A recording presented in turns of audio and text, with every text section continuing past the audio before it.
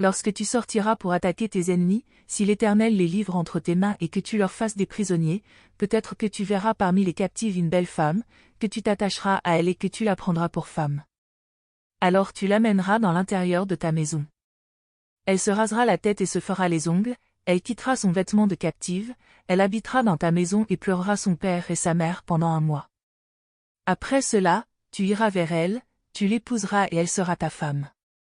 Si elle cesse de te plaire, tu la laisseras aller où elle voudra, tu ne pourras pas la vendre pour de l'argent ni la réduire en esclavage, parce que tu auras eu des rapports conjugaux avec elle.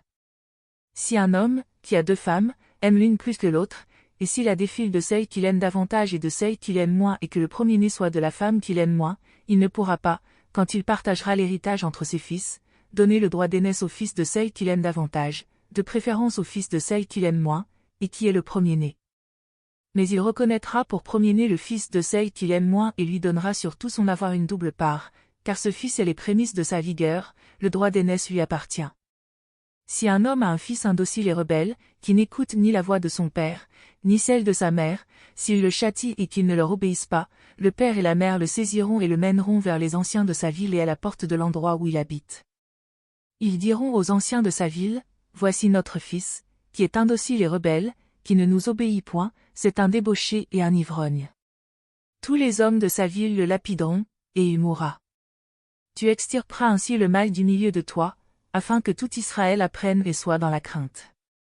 Si l'on fait mourir un homme coupable d'un péché passible de mort et que tu l'aies pendu à un bois, son cadavre ne passera pas la nuit sur le bois, mais tu l'enseveliras le jour même, car celui qui est pendu est un objet de malédiction auprès de Dieu et tu ne souilleras pas le territoire que l'Éternel, ton Dieu, te donne pour héritage.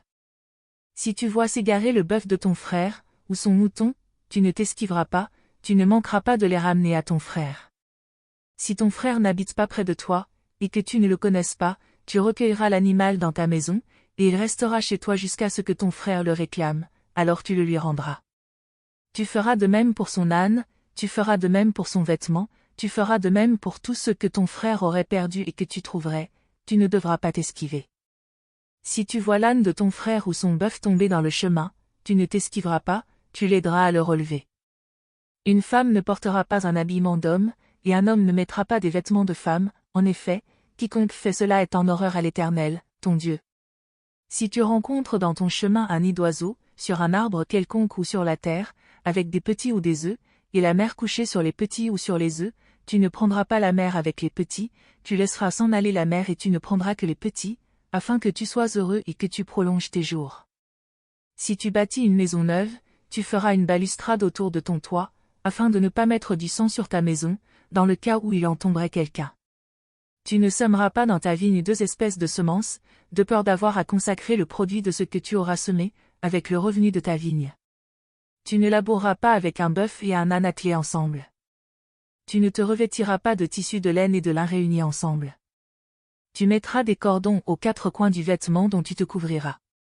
Si un homme, qui a pris une femme, va vers elle et ensuite ne l'aime pas, s'il lui impute des actions scandaleuses et lui fait une mauvaise réputation, en disant « J'ai pris cette femme, je me suis approché d'elle, et je n'ai pas trouvé chez elle les signes de la virginité », alors le père et la mère de la jeune femme prendront les signes de sa virginité et les produiront devant les anciens de la ville, à la porte. Le père de la jeune femme dira aux anciens « J'ai donné ma fille pour femme à cet homme, et il ne l'aime pas, il lui impute des actions scandaleuses, en disant « Je n'ai pas trouvé les signes de la virginité chez ta fille. Or voici les signes de virginité de ma fille. » Et ils déploieront son vêtement devant les anciens de la ville. Les anciens de cette ville saisiront alors cet homme et le châtieront, parce qu'il a fait une mauvaise réputation à une vierge d'Israël, ils le condamneront à une amende de 100 pièces d'argent, qu'ils donneront au père de la jeune femme. Elle restera sa femme, et il ne pourra pas la renvoyer, tant qu'il vivra. Mais si le fait est vrai, si les signes de la virginité ne se sont pas trouvés chez la jeune femme, on fera sortir la jeune femme à l'entrée de la maison de son père, les gens de sa ville la lapideront, elle mourra, parce qu'elle a commis une infamie en Israël, en se prostituant dans la maison de son père. Tu extirperas ainsi le mal du milieu de toi. Si l'on trouve un homme couché avec une femme mariée, ils mourront tous deux, l'homme qui a couché avec la femme, et la femme aussi. Tu extirperas ainsi le mal du milieu d'Israël. Si une jeune fille vierge est fiancée à quelqu'un, et qu'un homme la rencontre dans la ville et couche avec elle, vous les ferez sortir tous deux à la porte de la ville, vous les lapiderez, et ils mourront, la jeune fille pour n'avoir pas crié dans la ville, et l'homme pour avoir fait violence à la femme de son prochain. Tu extirperas ainsi le mal du milieu de toi. Mais si c'est dans la campagne que cet homme rencontre la jeune fille fiancée, si l'homme la saisit et couche avec elle, l'homme qui aura couché avec elle sera seul puni de mort. Tu ne feras rien à la jeune fille n'est pas coupable d'un péché passible de mort, c'est comme si un homme se dressait contre son prochain pour lui ôter la vie. La jeune fille fiancée, que cet homme a rencontrée dans les champs, a pu crier sans qu'il y ait eu personne pour la sauver. Si un homme rencontre une jeune fille vierge non fiancée, l'empoigne et couche avec elle, et qu'on les découvre, l'homme qui aura couché avec elle donnera au père de la jeune fille 50 pièces d'argent. Parce qu'il lui a fait violence, il la prendra pour femme et il ne pourra pas la renvoyer, tant qu'il vivra. Nul ne prendra la femme de son père et ne soulèvera la couverture de son père. Celui dont les testicules ont été écrasés ou l'urètre coupé n'entrera pas dans l'assemblée de l'Éternel. Un bâtard n'entrera pas dans l'assemblée de l'Éternel, même sa 10e génération n'entrera pas dans l'assemblée de l'Éternel. L'Ammonite et le Moabite n'entreront pas dans l'assemblée de l'Éternel, même leur 10e génération n'entrera pas dans l'assemblée de l'Éternel. C'est ainsi pour toujours, du fait qu'ils ne sont pas venus au-devant de vous avec du pain et de l'eau, sur le chemin, lors de votre sortie d'Égypte, et parce qu'ils ont soudoyé contre toi Balaam, fils de Béor, de Pethor en Mésopotamie, pour te maudire. Mais l'Éternel, ton Dieu, n'a pas voulu écouter Balaam, et l'Éternel, ton Dieu, a changé pour toi la malédiction en bénédiction, parce que l'Éternel, ton Dieu, t'aimait. Tu n'auras souci ni de leur paix ni de leur bien-être, tant que tu vivras. Tu n'auras pas horreur de l'Édomite, car il est ton frère, tu n'auras pas horreur de l'Égyptien, car tu as été un immigrant dans son pays, les filles qui leur naîtront à la 3e génération entreront dans l'assemblée de l'Éternel. Lorsque tu sortiras pour camper contre tes ennemis, garde-toi de toute chose mauvaise. S'il y a chez toi un homme qui ne soit pas pur, par suite d'un accident nocturne, il sortira du camp et ne rentrera pas au milieu du camp, sur le soir il se lavera dans l'eau, puis au coucher du soleil il pourra rentrer au milieu du camp. Tu auras un endroit à l'écart hors du camp, et c'est là dehors que tu sortiras. Tu auras parmi ton bagage un outil, et quand tu t'accroupiras au dehors, tu feras un creux, puis tu reviendras après avoir couvert tes excréments. Car l'Éternel, ton Dieu, marche au milieu de ton camp pour te protéger et pour livrer tes ennemis devant toi, ton camp sera donc saint, afin que l'Éternel ne voie chez toi rien d'inconvenant et qu'il ne se détourne pas de toi. Tu ne livreras pas à son maître un esclave qui se réfugiera de chez son maître auprès de toi. Il demeurera chez toi, au milieu de toi, dans le lieu qu'il choisira, dans l'une de tes villes, où bon lui semblera, tu ne l'opprimeras pas. Il n'y aura aucune prostituée parmi les filles d'Israël et il n'y aura aucun prostitué parmi les filles d'Israël.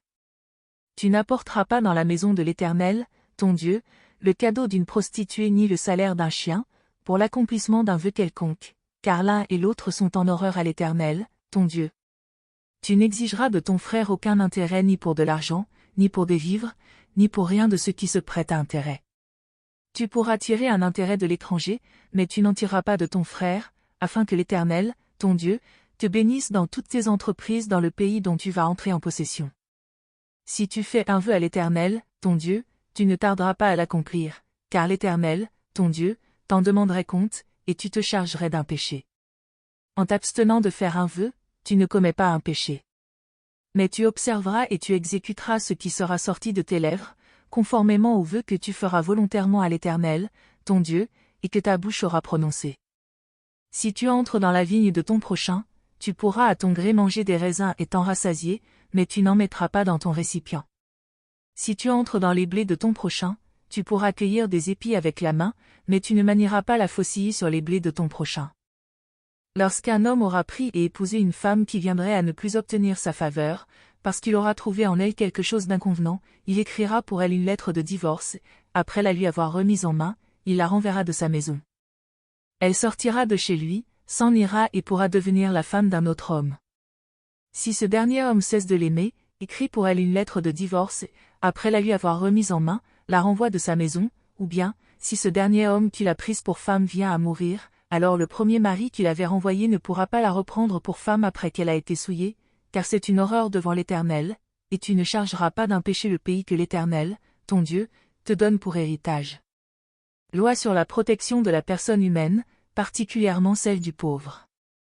Lorsqu'un homme sera nouvellement marié, il ne partira pas à l'armée, et on ne lui imposera aucune charge, il sera exempté pour raison de famille pendant 1 an et il réjouira la femme qu'il aura prise. On ne prendra pas pour gage les 2 meules, ni la meule de dessus, car ce serait prendre pour gage la vie même. Si l'on trouve un homme qui ait dérobé en personne l'un de ses frères, parmi les Israélites, qu'il ait réduit en esclavage ou qu'il ait vendu, ce voleur sera puni de mort. Tu extirperas ainsi le mal du milieu de toi. Prends garde à la plaie de la lèpre, afin de bien observer et de faire tout ce que vous enseigneront les sacrificateurs lévites, vous observerez et vous exécuterez les ordres que je leur ai donnés. Souviens-toi de ce que l'Éternel, ton Dieu, fit à Myriam pendant la route, lors de votre sortie d'Égypte. Si tu fais à ton prochain un prêt quelconque, tu n'entreras pas dans sa maison pour te saisir de son gage, tu resteras dehors, et celui à qui tu fais le prêt t'apportera le gage dehors. Si cet homme est pauvre, tu ne te coucheras pas, en retenant son gage, tu lui rendras le gage au coucher du soleil, afin qu'il couche dans son vêtement et qu'il te bénisse, ce sera pour toi un acte de justice devant l'Éternel, ton Dieu. Tu n'opprimeras pas le salarié pauvre et indigent, qu'il soit l'un de tes frères, ou l'un des immigrants qui résident avec toi dans ton pays. Tu lui donneras le salaire de sa journée avant le coucher du soleil, car il est pauvre, et il lui tarde de le recevoir. Sans cela, il crierait à l'Éternel contre toi, et tu te chargerais d'un péché. On ne fera pas mourir les pères pour les fils, et l'on ne fera pas mourir les fils pour les pères, on fera mourir chacun pour son péché. Tu ne porteras pas atteinte aux droits de l'immigrant et de l'orphelin, et tu ne prendras pas en gage le vêtement de la veuve. Tu te souviendras que tu as été esclave en Égypte, et que l'Éternel, ton Dieu, t'en a libéré, c'est pourquoi je te donne cet ordre à mettre en pratique. Quand tu feras la moisson de ton champ et que tu auras oublié une gerbe dans le champ, tu ne retourneras pas la prendre, elle sera pour l'immigrant, pour l'orphelin et pour la veuve, afin que l'Éternel, ton Dieu, te bénisse dans toute l'œuvre de tes mains. Quand tu secoueras tes oliviers, tu ne cueilleras pas ensuite ce qui reste, ce sera pour l'immigrant, pour l'orphelin et pour la veuve. Quand tu vendangeras ta vigne, tu ne grappilleras pas ensuite ce qui reste, ce sera pour l'immigrant, pour l'orphelin et pour la veuve. Tu te souviendras que tu as été esclave dans le pays d'Égypte, c'est pourquoi je te donne cet ordre à mettre en pratique. Lorsque des hommes auront un procès et se présenteront pour être jugés, on absoudra l'innocent et l'on condamnera le coupable. Si le coupable mérite d'être battu, le juge le fera étendre par terre et frapper en sa présence d'un nombre de coups proportionné à sa culpabilité. Il ne lui fera pas donner plus de 40 coups, de peur que, si l'on continuait à le frapper en allant beaucoup au-delà, ton frère ne soit avili à tes yeux. Tu n'emmuselleras pas le bœuf, quand il foulera le grain. Lorsque des frères habiteront ensemble, si l'un d'entre eux meurt sans laisser de fille, la femme du défunt ne se mariera pas au dehors avec un étranger, mais son beau-frère ira vers elle, la prendra pour femme et l'épousera comme beau-frère. Le premier-né qu'elle enfantera portera le nom du frère défunt, afin que ce nom ne soit pas effacé d'Israël. Si cet homme ne veut pas prendre sa belle-sœur montera à la porte vers les anciens et dira, « Mon beau-frère refuse de relever en Israël le nom de son frère, il ne veut pas m'épouser comme beau-frère. » Les anciens de la ville l'appelleront et lui parleront. S'il persiste et dit, « Je ne veux pas la prendre », alors sa belle-sœur s'approchera de lui en présence des anciens, lui ôtera sa sandale du pied et lui crachera au visage. Elle fera une déclaration en ces termes, « Ainsi sera fait à l'homme qui ne veut pas édifier la maison de son frère. » Et le nom dont on l'appellera en Israël sera, la maison du déchaussé. Lorsque des hommes se querelleront ensemble, l'un avec l'autre, si la femme de l'un s'approche pour délivrer son mari de la main de celui qui le frappe, si elle avance la main et saisit ce dernier par les parties honteuses, tu lui couperas la main, ton œil sera sans pitié. Tu n'auras pas dans ton sac 2 sortes de poids, un gros et un petit. Tu n'auras pas dans ta maison 2 sortes d'épha, un grand et un petit. Tu auras un poids exact et juste, tu auras un épha exact et juste, afin que tes jours se prolongent dans le territoire que l'Éternel, ton Dieu, te donne. Car quiconque agit ainsi, quiconque commet une fraude, est en horreur à l'Éternel, ton Dieu. Souviens-toi de ce que te fit Amalek pendant la route, lors de votre sortie d'Égypte, comment il te rencontra pendant la route et coupa ton arrière-garde, tous ceux qui se traînaient les derniers, pendant que tu étais lasse et fatigué, et cela parce qu'ils ne craignaient pas Dieu. Lorsque l'Éternel, ton Dieu, en te délivrant de tous tes ennemis qui t'entourent, t'accordera du repos dans le pays que l'Éternel, ton Dieu, te donne en héritage pour en prendre possession, Tu effaceras la mémoire d'Amalek de dessous les cieux, ne l'oublie pas.